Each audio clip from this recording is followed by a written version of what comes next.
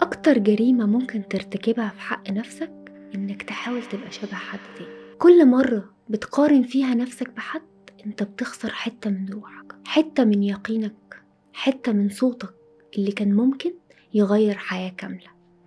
أنا مش نسخة، ولا انت، ولا احنا اتخلقنا عشان نكون نسخ محسنة من بعض. ربنا خلقك مختلف علشان تمشي في سكة محدش مشيها قبلك، عشان تقول كلمة محدش قالها قبلك، وتوصل لحاجة بطريقتك انت مش بطريقة حد تاني. علم النفس هنا بيقول اللي دايما بيقارن بيضيع، لأنه بينسى يسمع صوت نفسه ويسأل السؤال الصح ليها: أنا عايز إيه؟ مش هما راحوا فين؟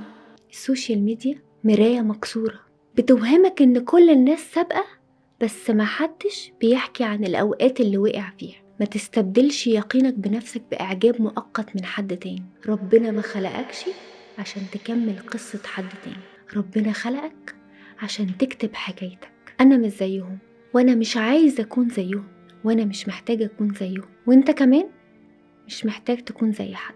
أنت مش كوبي.